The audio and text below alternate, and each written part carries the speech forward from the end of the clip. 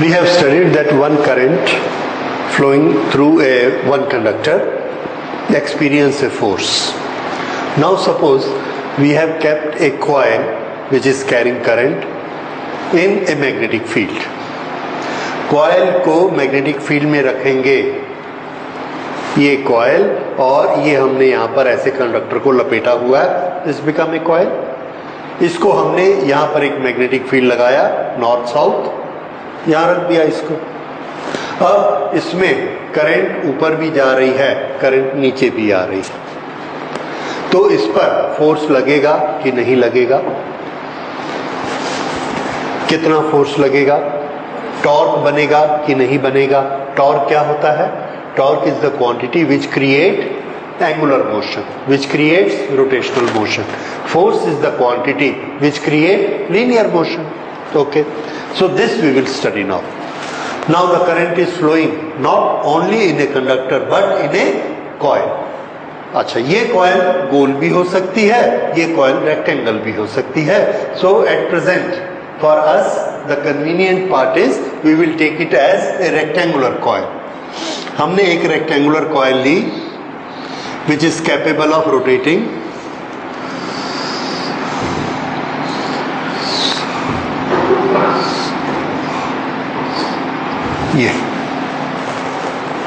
ये एक rectangular coil है. ये रेक्टेंगुलर कॉइल ऐसे घूम सकती है. अगर ऐसे घूम सकती है तो इसकी एक्सिस कहाँ है? ये दिस इज द एक्सिस. इस एक्सिस के चारों तरफ ये ऐसे घूमेगी and we will make the axis here.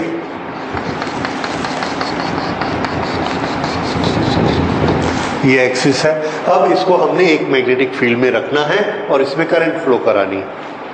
We keep it in a magnetic field, और ये हमने इलेक्ट्रोमैग्नेट बना दिए, यानी एक कॉइल बना दी, और इस कॉइल में करंट फ्लो कराएंगे तो इसमें मैग्नेटिक फील्ड बनेगा.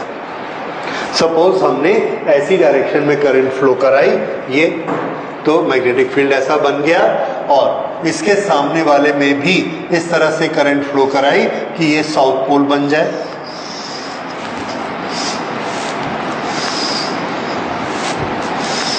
Okay, these may be electromagnets, not necessary. These may be simple bar magnets. कोई भी मैग्नेट हो, we are not concerned. What we are concerned is उस एरिया में मैग्नेटिक फील्ड होना चाहिए. So here there is a magnetic field in this direction. Throughout ऐसा B इस direction में जा रहा है. अब हमने इसमें करंट फ्लो कराई, यहां से करंट जाएगी. This will turn here, this will turn here, here again it will turn here, और यहां, and this comes out.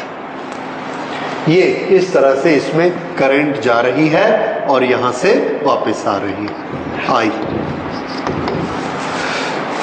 Okay, let's give certain name to this.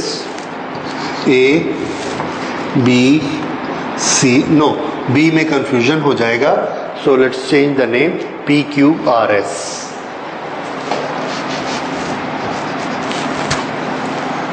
P, Q, R, S.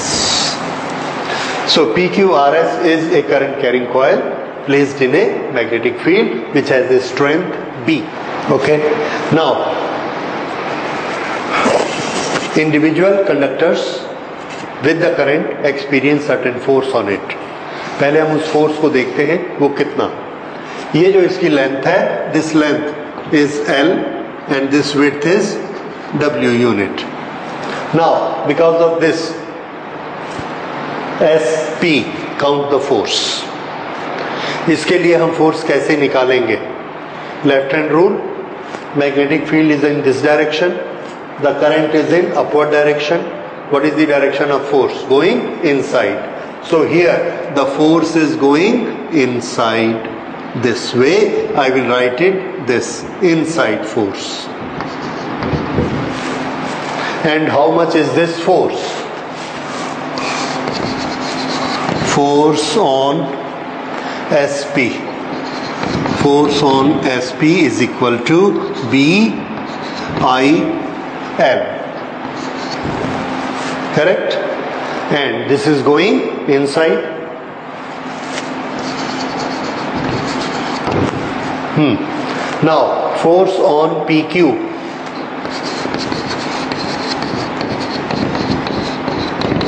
PQ, ये PQ, it is making certain angle here.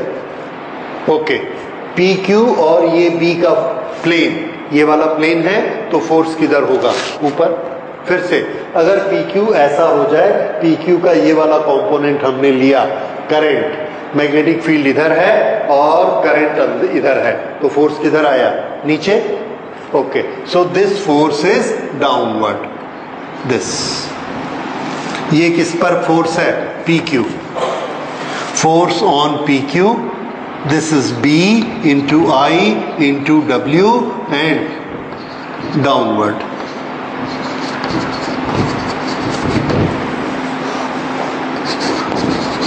Force on QB, QR, again BIL outward. देखिए इस पर, this is magnetic field, current downward and the force is outward. ठीक है, outward. Then force on QS, QS is equal to, very good, Q PQRS, RS, BIW, and this will be up.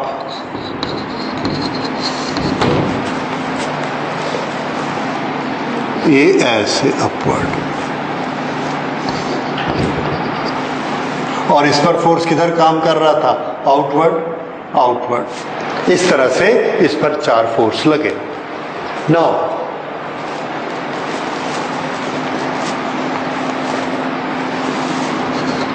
F1, F2, F3, F4. We find that F2 and F4, देखिए कहाँ है? F2 ऊपर वाली width पे लग रहा है and F4 नीचे में लग रहा है. They two are linear forces in the one line and opposite to each other, therefore they cancel out. ठीक है? F2 and F4 are linear, equal and opposite. Linear, equal and opposite. Hence they cancel out.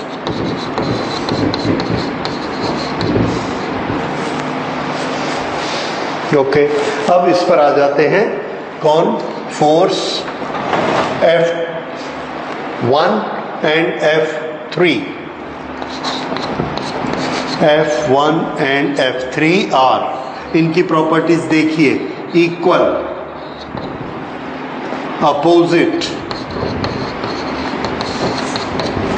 Acting on same body,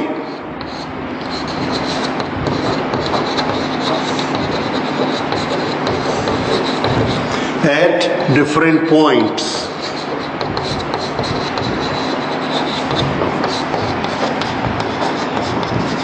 ये जब ऐसा होता है, दो force, ध्यान दीजिए, दो फोर्स एक बॉडी पे काम कर रहे हैं, अलग अलग पॉइंट पर, इक्वल हैं लेकिन अपोजिट हैं. जैसे साइकिल का हैंडल, एक बॉडी है, एक फोर्स हम आगे लगा रहे हैं और एक फोर्स पीछे. Two equal and opposite forces on the same body at different points. ये तो क्या होगा? हैंडल घूम जाएगा. तो हम क्या कहते हैं? What do we say? That what we have applied on the handle? Torque. What we have applied? Torque. ऐसे फोर्सेस को क्या कहते हैं? Couple of force. Couple of force कब create होता है? When there are two forces which are equal and opposite to each other, applied on a single body at different points, then they create a couple of force, and couple of force will create a torque. Because of that torque, the body will rotate. समझ आया? So therefore F1 F3 make a couple of force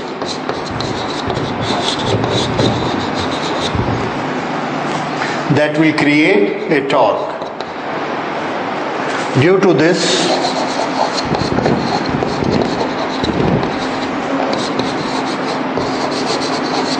the coil will turn.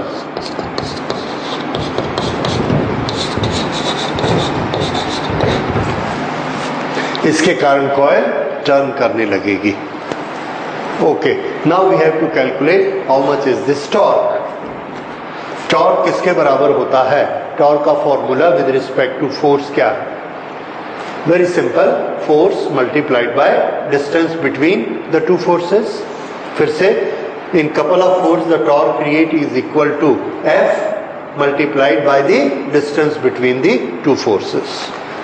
यही हमको इसमें calculate कर लेना है. सो ये वाला जो कॉइल है, ये इसको अगर हम टॉप से देखेंगे तो हमको कैसा दिखेगा? देखिए, ये कॉइल थोड़ा सा ऐसा घूम गया कुछ एंगल से. अब हमने इसको ऊपर से देखा तो हमको ये ऐसा दिखेगा. ये दोनों हमको सिर्फ ये दिखेगा ऊपर से, ये लंबा तार नहीं दिखेगा. समझ आ रहा है? सिर्फ टॉप व्यू में एक ये दिखेगा, मैग्नेटिक फील्ड ऐसे जाते हुए दिखेगा, लेकिन ये वाली तार नहीं दिखेगी, इसका सिर्फ डॉट दिखेगा. इसी डायग्राम को मैं ऊपर से देखकर बनाता हूं and I will call it top view.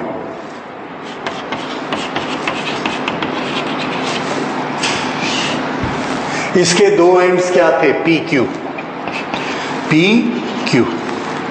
और ये डायरेक्शन किसकी है? This is direction of magnetic field. तो पहले ऐसे थे, करंट फ्लो होने से ये थोड़ा सा ऐसा घूम गया.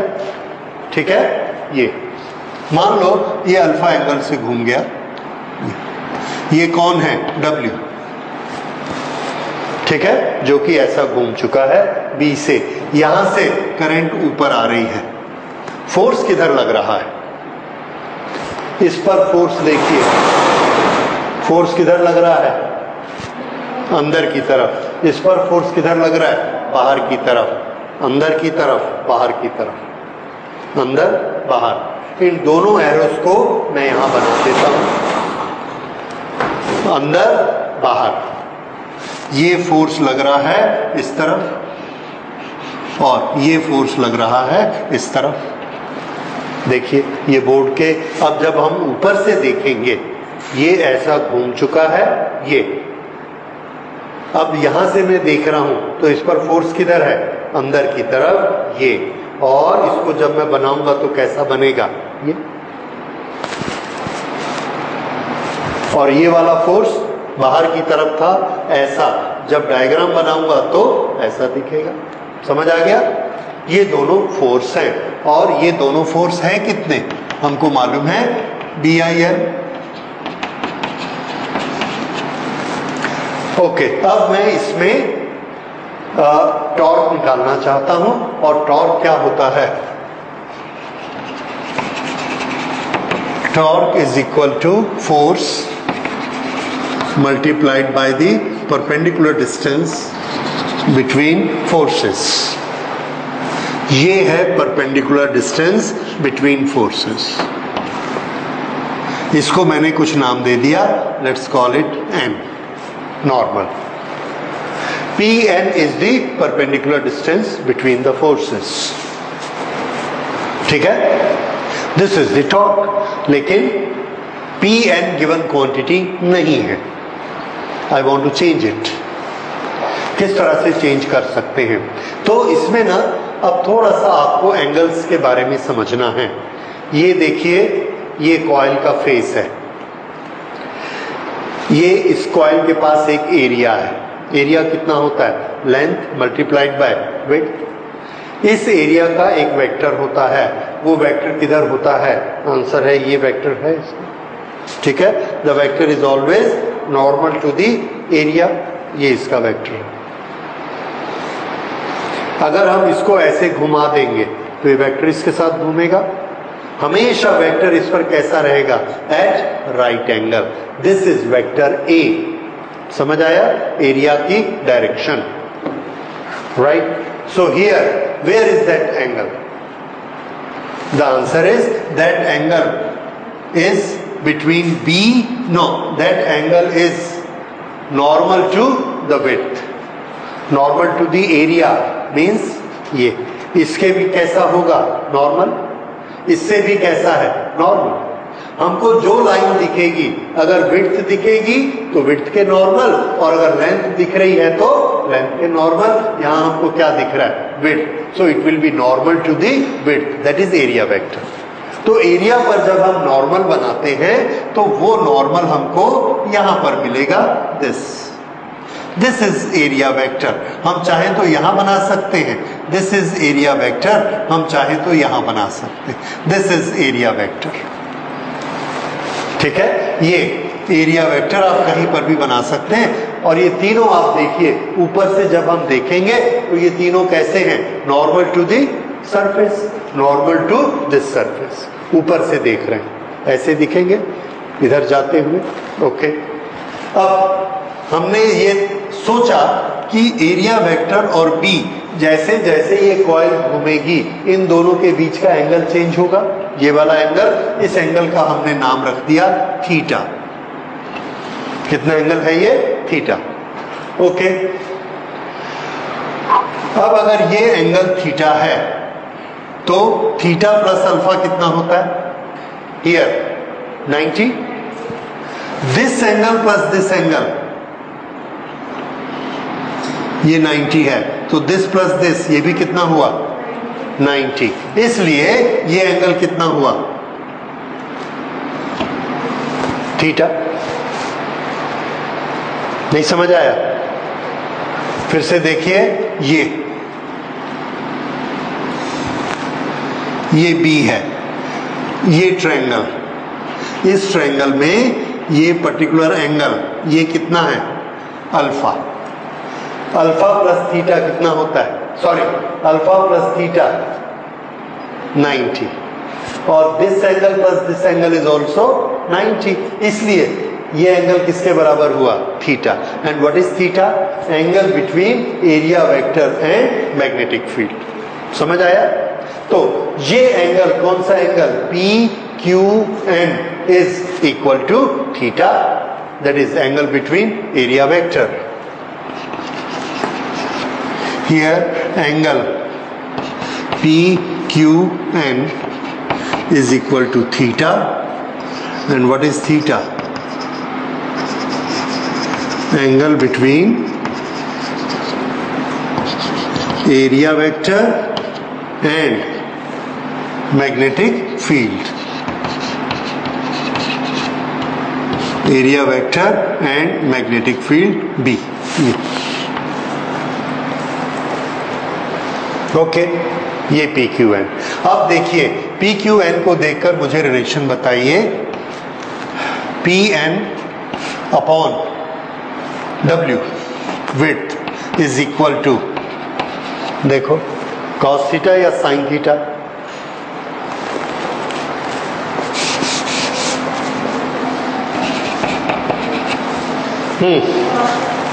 Theta hypotenuse, base perpendicular. ठीक है. So P N upon P Q is equal to sine theta. ठीक है. और पी क्यू किसके बराबर है? Width W. So Pn upon W is equal to sin theta. Therefore, Pn is equal to W sin theta. ये आ गया. Okay, put in this equation, put in equation 3. So torque is equal to B into I into L into Pn W into sin theta. ये हो गया torque. Torque is okay. Now L is what? Length of the coil. W is what? Width of the coil. Length into width कितना होता है? Area. So this we can write as area. So this is I be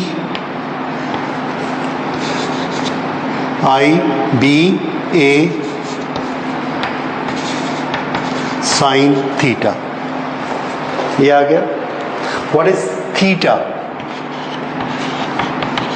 again angle between, yes, angle between B and A, vector B and vector A, IBA sin theta. And what is this tau? Torque.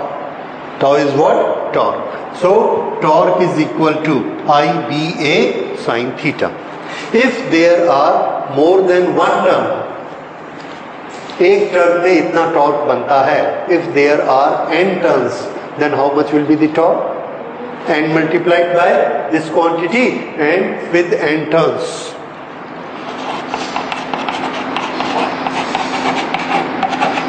with n turns, torque is equal to I, now NBIA, NBIA sin theta.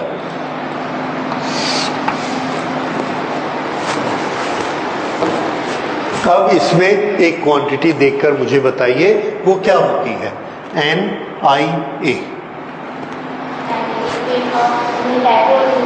Very good. Dipole moment of the coil which is carrying current. ये आपने पढ़ा है. I into A for single turn, और अगर n turns हो गई तो n into I into A. Okay. Here NIA is equal to, क्या लिखते हैं इसको? है M, कैपिटल M. ये इसको पहले ले लेते हैं. Torque is equal to MB sine theta. और ये MB साइन थीटा क्या होता है? B cross M. ठीक है. This is torque, torque of this coil. अब आप इसमें बहुत से फॉर्मूलाज याद रखेंगे. Torque is equal to B cross M. This is one formula. Sorry, इसकी डायरेक्शन हमको किधर लेनी है? क्यों? M क्रॉस B की डायरेक्शन अलग होती है और B क्रॉस M की डायरेक्शन अलग होती है. तो इसलिए याद रखिए कि जो टॉर्क की डायरेक्शन है that is given by M cross B. M magnetic, NIA इसको क्या लिखेंगे? M, और ये B, M क्रॉस B. ये हमको इसकी डायरेक्शन लेनी है टॉर्क की. तो पहले कौन आता है? Area vector. उसके बाद कौन आता है? Magnetic field. यहां पर एरिया वेक्टर इधर है, मैग्नेटिक फील्ड इधर है. तो बताइए इसके टॉर्क की डायरेक्शन किधर है? I cross J is equal to K. ये भी हमको पता है. फिर से एरिया की डायरेक्शन इधर है, मैग्नेटिक फील्ड की डायरेक्शन इधर है. तो पहले हम राइट हैंड को इधर ले जाएंगे. किसकी डायरेक्शन में? एरिया. उसके बाद B की डायरेक्शन में ऐसा मोड़ेंगे. ये क्या हो गया? A cross B. ये हमको क्या देगा? C. That is product of the two. और यहां प्रोडक्ट ऑफ द टू कौन है? Yes, torque is equal to M cross B, जहां पर M हमने किसके लिए लिया है? NIA. फिर से मैं इसको सीधा करके लिखता हूं. Torque is equal to NI. ये दोनों वेक्टर नहीं है. वेक्टर कौन सा क्वांटिटी है? A cross B. इसको भी नोट करिए. ठीक. और इसको अगर हम साइन थीटा लगाएंगे तो क्या हो जाएगा, NIAB sine theta.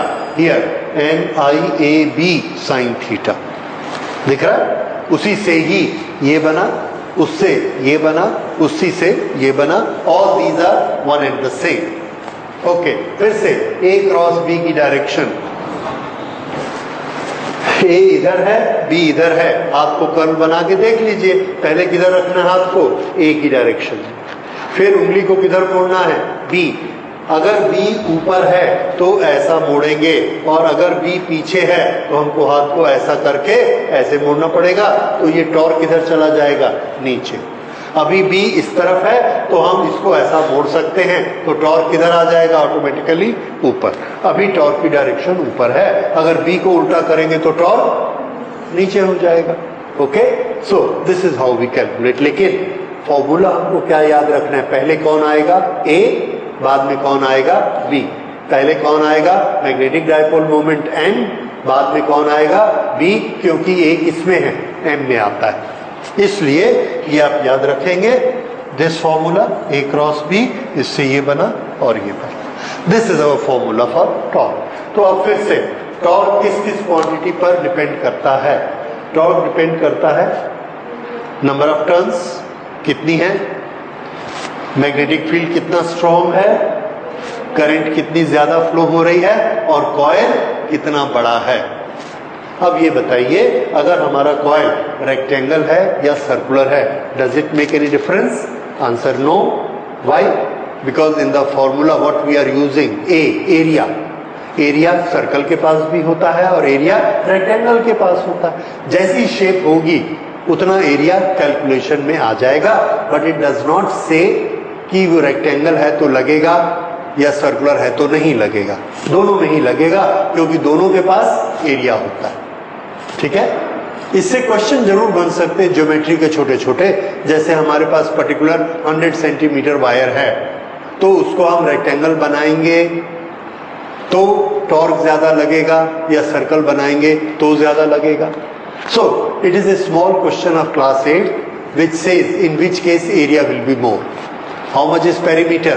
100 centimeter. Find out the area when we make a rectangle, that is square, or when we make a circle. It is that question converted to this question. पर हमारा principle वही है, we know this much is the torque. Now again we come to the very fundamental thing. When a current carrying coil is placed in magnetic field, what is the net force acting on it? Net force acting on it. The answer is net force acting on it is 0. Why? F1 is equal to F3. F1 is equal to opposite of F3. F2 is equal but opposite to F4. देखिए F1 किधर काम कर रहा है, अंदर, F2 बाहर, दोनों बराबर हैं, एक ही बॉडी पे काम कर रहे हैं। F3 नीचे, F4 ऊपर, इक्वल, अपोजिट, एक ही बॉडी पे। So all the forces cancel each other, so net force 0। So when a current carrying coil is placed in a magnetic field, the net force becomes 0, and because of this, what is the linear motion in the coil? 0.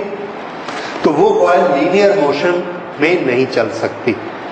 ठीक है, number 1। Number 2, what is torque? Is that 0?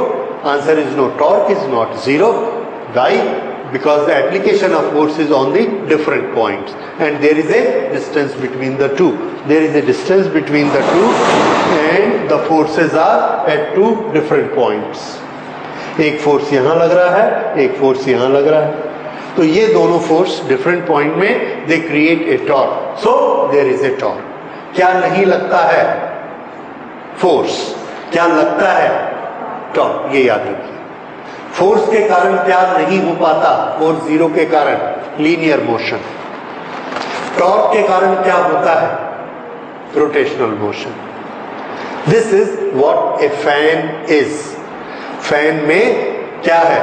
Fan में हमारे पास एक coil है, ये उसको हमने कहाँ प्लेस किया है? एक मैग्नेटिक फील्ड में प्लेस किया है। And we switch on the current. Current switch करने से इसमें क्या पैदा होगा? फोर्स या टॉर्क? हाँ, नेट टॉर्क होगा, नेट फोर्स नहीं होगा। तो ये पंखा चलेगा नहीं, पर चलेगा। समझ में आ रहा है? तो कौन सा चलेगा? रोटेशनल मोशन में चलेगा, लीनियर मोशन में नहीं चलेगा। राइट? तो पंखा चलता है कि नहीं चलता? चलता है। Good. So this is what is clear to you. So ये है, this is also basic principle of a motor, of a electric motor. हम करंट फ्लो कराएंगे तो ये घूमेगा, और जब ये कॉइल ऐसे घूमेगी तो इस कॉइल के साथ ये जो हमने एक शैफ्ट लगाई, इस शैफ्ट के नीचे फैन लगा दिया, ये तो फैन घूम रहा है। That is what it is doing. समझ में आया? सो ये बेसिकली किसका प्रिंसिपल है? मोटर का। कोई भी मोटर जिसको इलेक्ट्रिसिटी देने से वो टर्न करके घूमेगी, दैट इज दिस प्रिंसिपल। तो हमको क्या चाहिए इसमें? Magnetic field. क्या चाहिए? कॉइल। तो दो चीजें बहुत जरूरी हैं, फिर से याद रखिए, एक मैग्नेटिक फील्ड और दूसरा करंट कैरिंग कॉइल। ये दो चीजें होनी ही चाहिए, तभी कोई भी मोटर, तभी कोई भी कॉइल अपनी जगह पर टॉर्क बनाकर घूम सकता है। ठीक है? अब इसके बेसिस पर एक बड़ा इंपॉर्टेंट एप्लीकेशन हम लोगों ने पढ़ना है, एंड दैट इज गैल्वेनोमीटर। हम करंट फ्लो कराते हैं तो किसी भी ऑब्जेक्ट में टॉर्क लगता है, and torque is a measurable quantity. और इसके टॉर्क में आप एक चीज देख रहे हैं, ये क्या है? करंट। अगर हमने एक कॉइल बनाई, उसके नंबर ऑफ टर्न्स 100 बना दिए, अब हम उसको नहीं बदलेंगे। जब वो घूमेगी तो ऐसे भी 100, ऐसे भी 100, 100, that become a constant. Magnet हमने 2 फिक्स लगा दिए, कॉइल घूमती है, the magnets are fix, so B भी कैसा हो गया? फिक्स। एरिया हमने एक बार कंस्ट्रक्ट कर दिया, वो भी क्या हो गया? कांस्टेंट। अब सिर्फ 2 वेरिएबल बचे, कौन कौन से? आई और थीटा। जितनी ज्यादा करंट होगी उतना ज्यादा टॉर्क लगेगा और उतना ज्यादा फोर्स से वो घूमेगा, और यही हम करते हैं जब हम रेगुलेटर घुमाते हैं। समझ आया?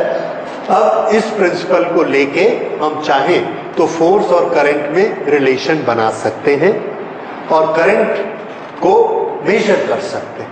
किससे? फोर्स से, क्योंकि फोर्स को नापना हमको आता है।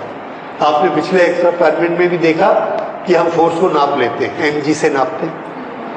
फोर्स को नापना हमको आता है, इसलिए फोर्स से जो जो चीज रिलेट करती जाएगी हर एक को हम नाप लेंगे। तो यहां हमने फोर्स को किससे रिलेट कर दिया? करंट से। अब हम करंट को नाप लेंगे, और ऐसा इंस्ट्रूमेंट जो करंट को नापेगा टॉर्क से, टॉर्क बना ना यहाँ पे, जो इंस्ट्रूमेंट करंट को टॉर्क से नापता है, वी कॉल इट गैल्वेनोमीटर। ठीक है? So with this principle now we will study galvanometer in the next class. Thank you.